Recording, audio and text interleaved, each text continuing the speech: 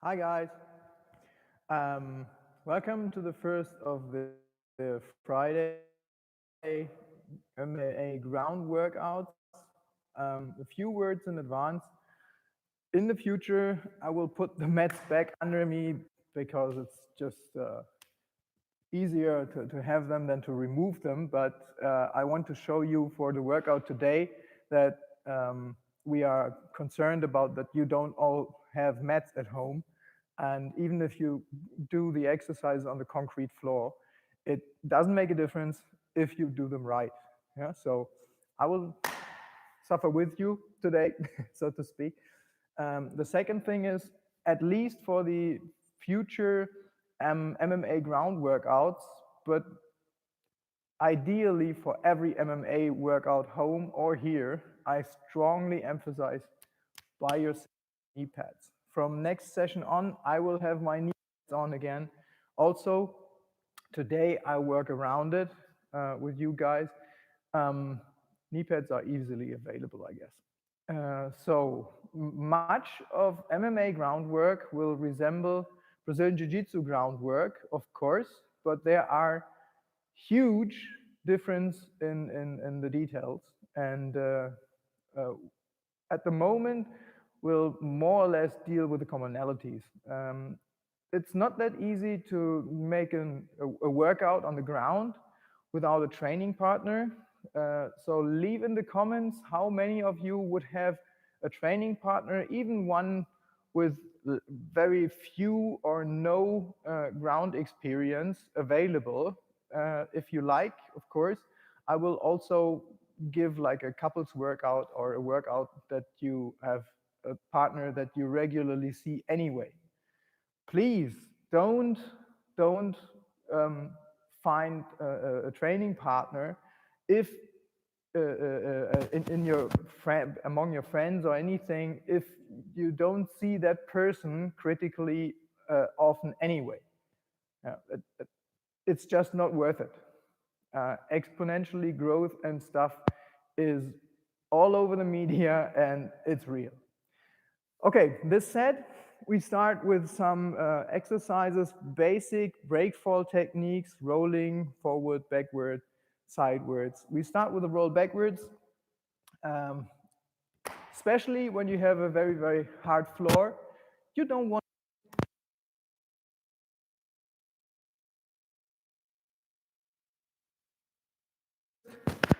supposed to roll the shoulder over. Back here, my head is not touching the ground. I go back here, okay? Same over the other shoulder. If I use that shoulder, I lift the foot first. Watch my head is not touching the ground at all.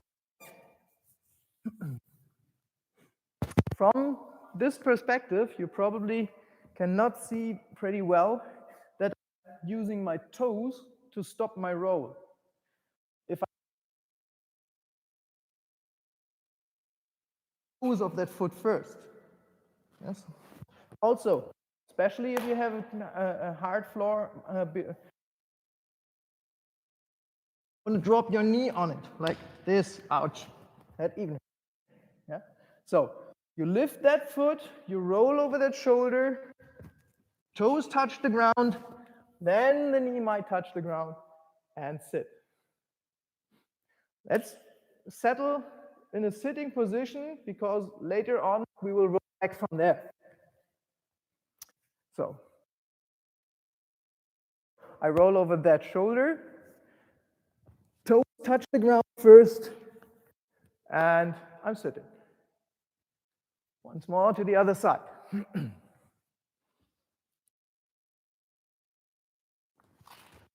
Here. Okay. Now, from that sitting position, I can do the same roll just forward. Here, touching the ground, sitting on my knees. Try to keep in mind what you just did. Put the arm to the side, drop on the shoulder slowly, roll forward, and sit again. Again, backwards, sitting on on my knees. And now I roll over my shoulder here in order to stabilize, to do the roll very slowly. You might use the other hand for balance here on the shoulder, forward and here. From the side. Here, rolling, sitting on my knees, having my hand here.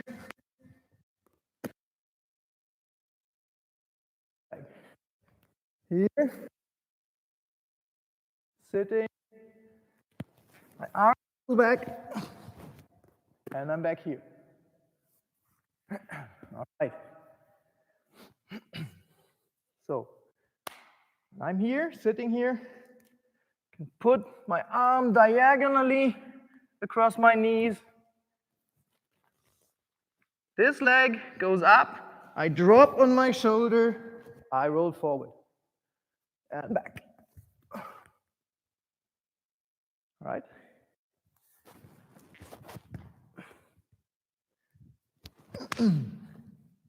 Okay.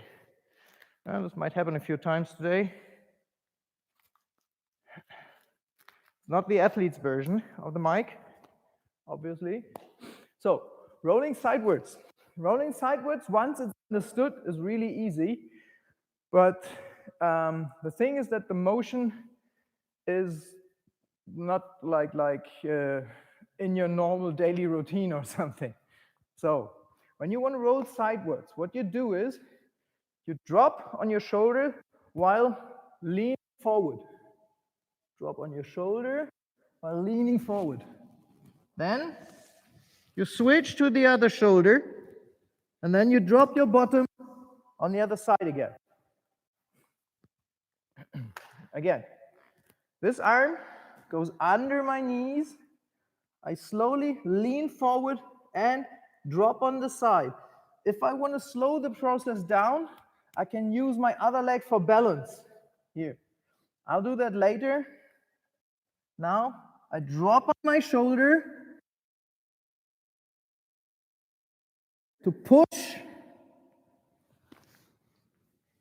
And then I drop my center to the other side.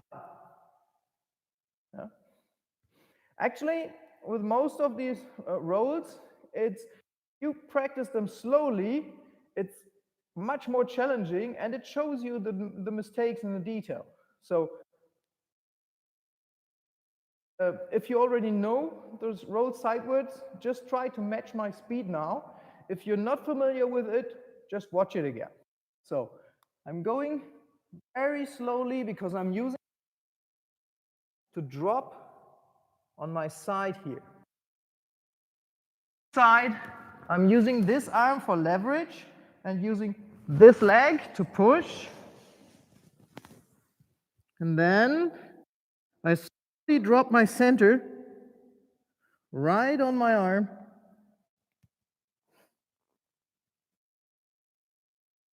This leg for balance again. Once more to the other side. Let's try a very, very slow, continuous roll. Here. Dropping to the side. Using this hand for leverage and this foot for strength. And slowly dropping. Motion. Here. All right. So, here. My feet were a little high. Here, like this. Again, my head is only softly touching the ground after my shoulder took the impact. Not much of it, but it is an impact. If you're not using the shoulder to stop or not to stop, but to not use the shoulders for impact first, then you will feel it on the back of your head. Okay, Having this, we go back to the forward and the back roll. Roll back very, very slowly. For all of you who are beginners and familiar with it, you might prefer to watch it. If you already know the roll, just try to match my speed. Slowly lean backwards, using the other leg for balance again.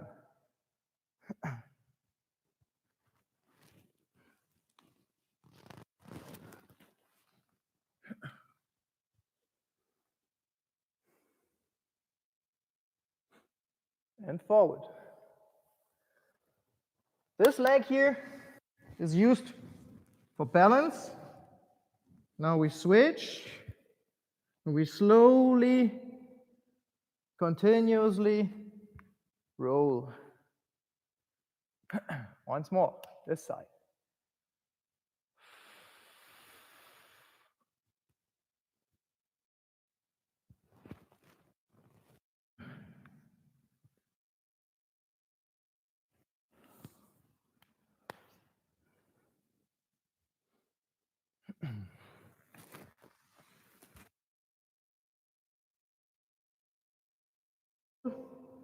The roll.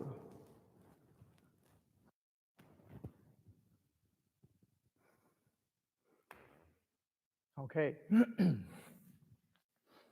So much for the rolls, for the warm-up. Technically, I want to do two things today. First, which is a good idea, is to teach you about technical stand-up.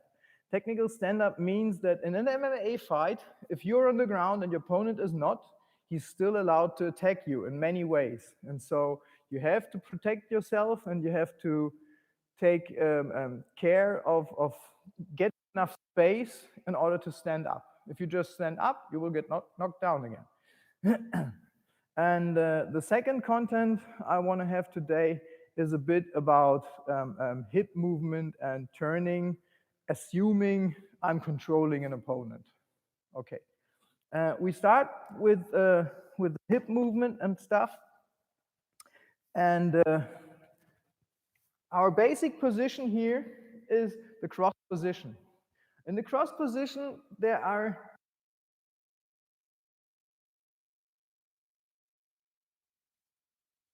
is to have my knees pushed apart.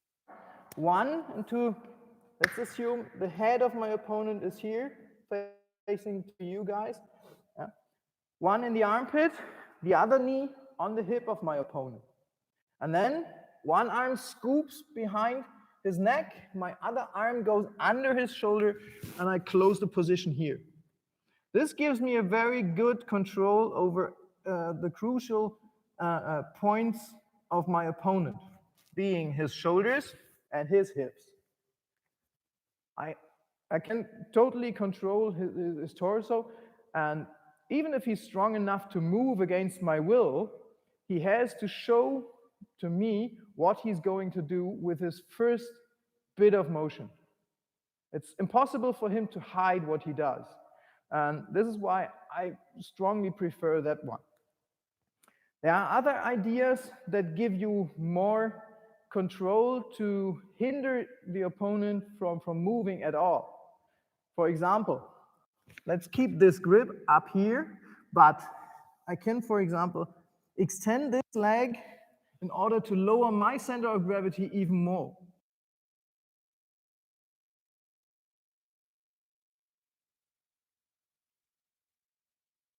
So control his hip movements even more. I can restrict his movements better. Yes. Another variant is that I only focus on having his armpit controlled. So if his head is here, I'm not scooping behind his head, I'm scooping under his shoulder and here, and controlling the shoulder again, leaning and bringing my hip as flat as I can. Yeah. I don't think that, as in many cases, especially in a complex sport like MMA, it's just right and wrong. But there are certain situations where one or the other will be the better position. So we can switch.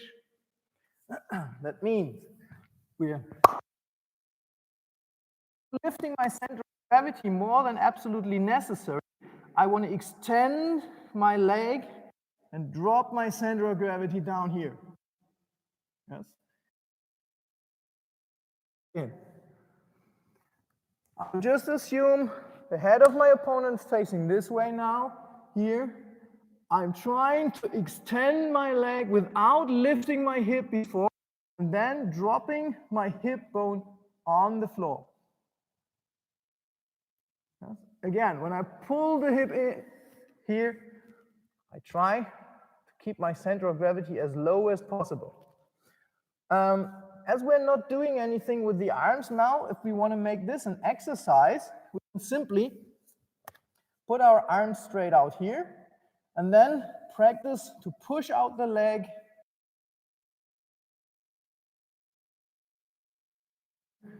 and watch as my leg is extended. I'm not lifting my hip, I'm not doing this. Every centimeter I lift my hip means that he gets much more potential to defend himself. So I'm here and I'm just pushing the leg out. Now tilting the hip slightly to get the hip down to the ground. And again, I'm pulling my leg in, keeping the hip as low as possible. And the other side. Watch my center of gravity. Just pushing the leg out and lowering.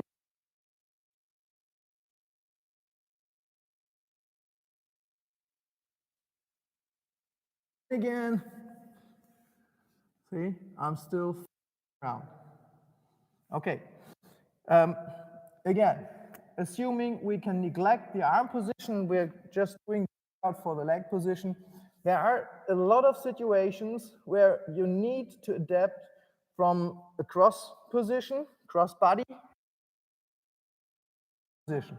Here, it's also very important that you don't lift the center of gravity like this.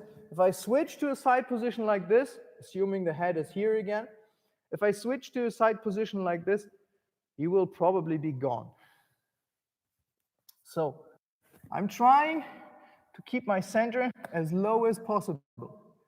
Meaning, I extend this leg first, and then I drop my hip, and from that dropped hip, I put this leg out and pull this leg here. Now I turn. Now I'm in a good side position, assuming his head is here. If I want to turn back to the crossbody position, same thing applies. Don't lift your center of gravity more than absolutely necessary. So I switch my legs back here, keep my center of gravity really, really low, and then pull back the leg in. Lost my mic again.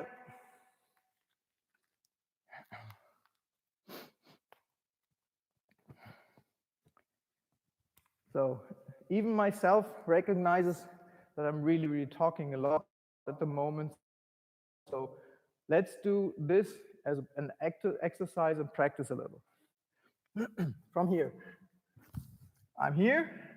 I extend my leg, lower my center of gravity like this. And I pull my leg back in, out, drop the hip,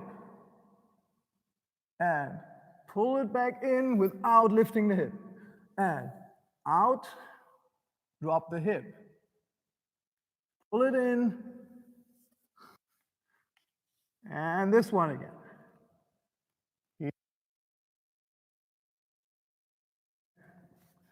Now to the other exercise. I extend my leg just like before. I'm assuming the head of my opponent is pointing this way. I drop my hip. This leg is pulled back, the other is going forward. and I'm leaning with my body weight on my opponent here.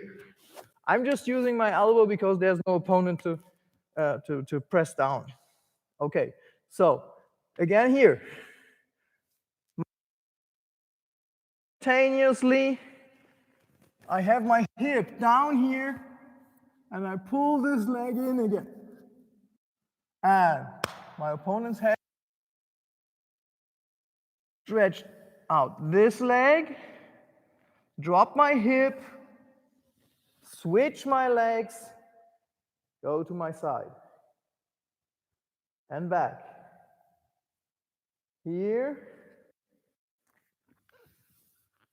and here. All very flat. Why would I do this? Well, I guess the very typical MMA answer is in order to punch my opponent in the face. Because from this cross position, in amateur rules, elbows are not allowed. If my opponent is here, it's very hard to find a suitable angle to punch. If I want to punch him with the face here, what do? I extend my leg, I switch to this side, and suddenly I have my hip available for very, very hard punches. Yeah? As you all know, every punch and most of all other techniques derive their power from the hip. So boom, I can punch here. I can punch really, really nicely. If I'm starting to lose control, I go back from punching to controlling, like this. And I kept my center of gravity low all the time. Let's do it assuming the head is there. Switch. This hand is ready for punching. And back. Okay? Okay, and we're practicing. We extend the leg here. And now we switch. And we're ready for punching. Boom. We switch back.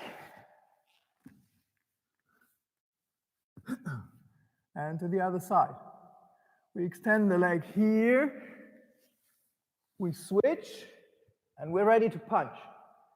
Now we may even, like we're used to from stand-up, push from that leg in order to get more momentum, more power into the punch. And we switch back. Got a little here. Yeah. Okay. So much for the basic movements from cross position to side position. It's always important that you keep control over your opponent. Submissions in MMA ground fighting have a much inferior role to positioning, to control. If you commit to a submission and you don't get it, you probably lose more than you gain. First, referees don't reward attempts of submission in the same way that they do doing damage on the ground. And the second is if you are trying a submission, losing control of your opponent, and for example, there's still a minute or two left in the round, it's going back to stand-up and your opponent is able to perform much better than before when you had him under control, obviously. On the other hand, people who know me know that I really, really appreciate submissions. And if you're experienced enough and you're quite sure you can lure your opponent into a submission or even just subdue him and force him into a submission, of course you should do it. But from my perspective, there's this 90-10 rule. If I have a 90% estimate of success with my submission, then I'll go for it. And not earlier, not like with the 2/3 majority or something. I wouldn't risk it. Okay. Our second content today, the technical stand-up. Technical stand-up can be done in different ways, especially if I'm retreating or if I'm closing the distance to my opponent.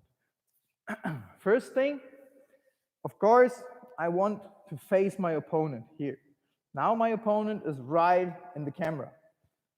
From here, my opponent is supposed to be there. My opponent obviously doesn't want to be in the straight line in front of all my defensive or even aggressive limbs. So he wants to go around this. We deny this by a couple of things. First, by kicking.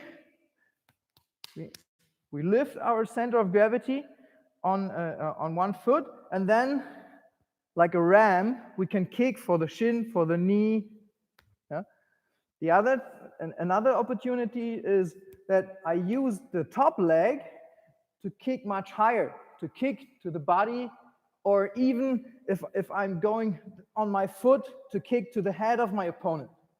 My opponent is not allowed to kick to my head when I'm grounded. That's MMA international rules. But I'm still allowed to kick him to the head as he's standing. So let's deal with all these three ideas for a moment. First, my standard position is supposed to be both legs up here, floating. I'm only on one buttock, because now I'm really, really mobile. If he tries to get around me, I can very, very quickly change direction here. Faster than he probably can run around me.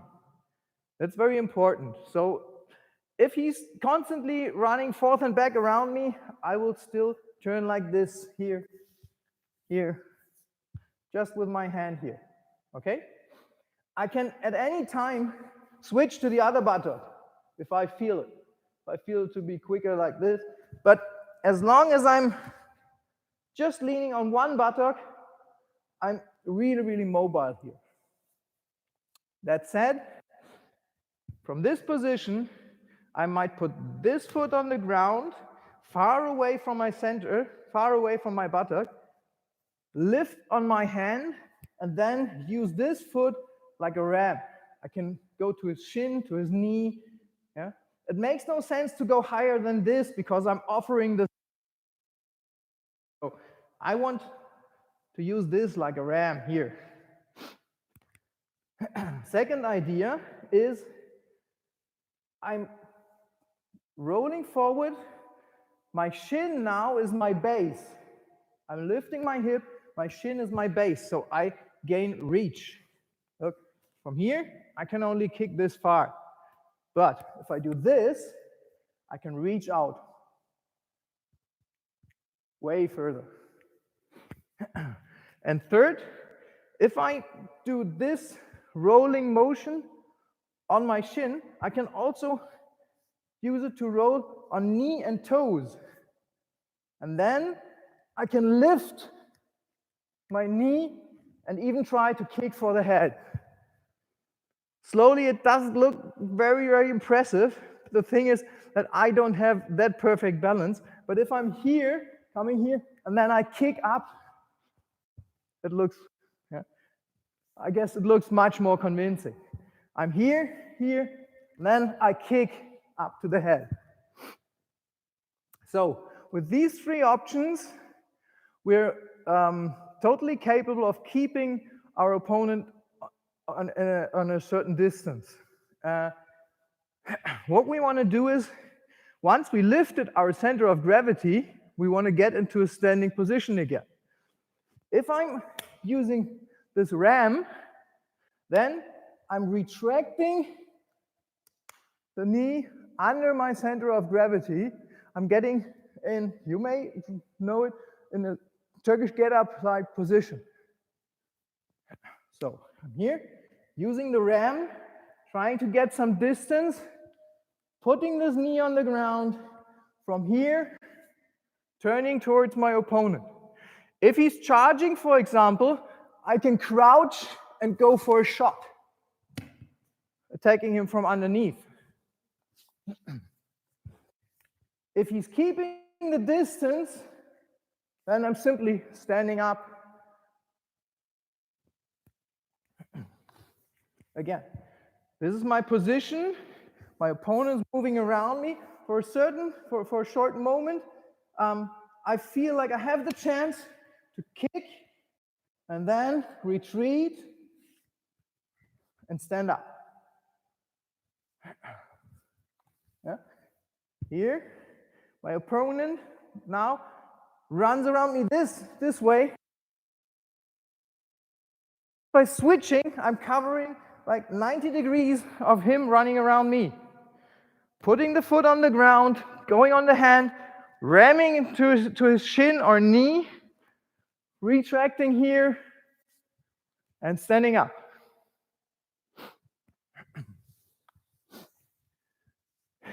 Okay. In the same way that I can stand up to have my distance, I can try, if he's pressing, if he's only retreating that bit that I force him to from here, I can also just cover up and try to attack, go for a shoot here. Yeah? And then I can come up if he's keeping the distance. If he's running into me, okay, I wrestle, obviously. So, with both the other solutions, when I'm not putting this foot on the ground to lift my center of gravity, but more rolling forward here, I also have both ways open. Charging in, like going for a low shoot, or just standing up and starting a new distance fight, striking fight. So I'm here, my opponent runs this way, so I adapt, I see my opportunity, I kick him to the body level, so I get this distance. Now what I'm doing is putting it back here. That's very important. Don't put the leg here. You will come too close, being in this direction and not open to attack him. So I'm here, here, and then I turn to him. All right?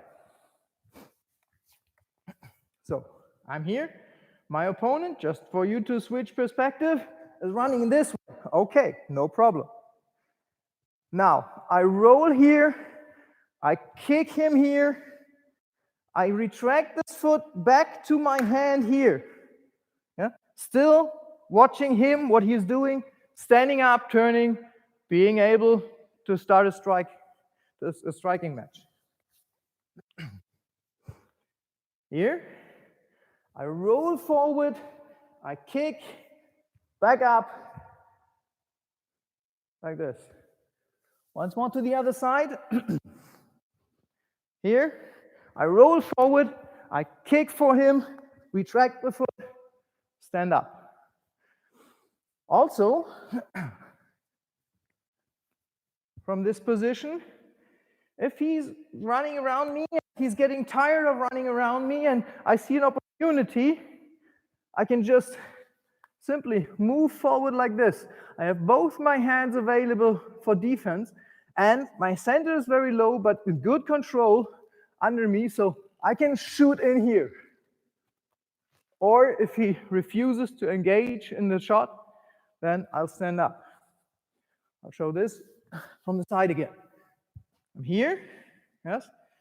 I see the opportunity, I go forward here, and I can come up, or force him to wrestle me. Okay? Third solution, from here, I'm here, and I see he got sloppy, or not even that. Let's assume he's grabbing for my feet. He's trying to dance the dance that I can't really kick him very good, but he is staying close, and he has his hands very low, obviously, to grab my legs and get control of me. That's the situation where I might go for the head kick. From the head kick, here, Please excuse me if I should not make it from the balance. Oh, okay, I can. Yeah? I'm kicking to the head, going here, and then turning around. Same as I do with the low kick here. I'm turning my back to him for a short period of time, assuming that if my leg doesn't hit him, he can't be close enough to catch me before I'm in position. So from here, come up here, I kick to the head and stand up. I'll show from the other side. From here, I come forward, I lift my hand, now I kick to his head. Pretty sure that wasn't head high, I know. Yeah. Let me do it a little more quicker. I'm here, here, here, kicking. That was the wall. Here, coming here, kicking high. All right. Guess that was the last time. I have to adjust it. So, from the perspective of the standing person, I'm here. I have at least only two valid options. First, I can try to get closer and go grabbing for the legs, catching a leg when he's trying to kick me. Or I make him retreat to the cage, which he won't do if he's smart. So I can have this. If I do this, my head is exposed. I might be forced to lean back if he comes swinging in with a kick. Before I can go for him again, grab him again, he will be up and standing. The other option is that when I'm here and he's laying with his limbs towards me and in this direction, is that I'm trying to pass him. I'm trying to move this way, I'm trying to move here. Then he will just turn left and right. From that turns, from here, like this, left and right, here, I will always look for an opportunity just to lift my center of gravity and stand up. Okay. So this is it for today. Please remember, knee pads. You know it, for years I'm wearing knee pads in every training, even if I'm not going to the ground at all, just to be used to have those. When we do things like shots or ground work where we pivot on the knee, even with mats underneath, I can strongly emphasize it from a sports scientific perspective, because it strains the knee really hard otherwise. Stay the fuck home. Stay healthy. See you guys soon. I start missing you. Bye.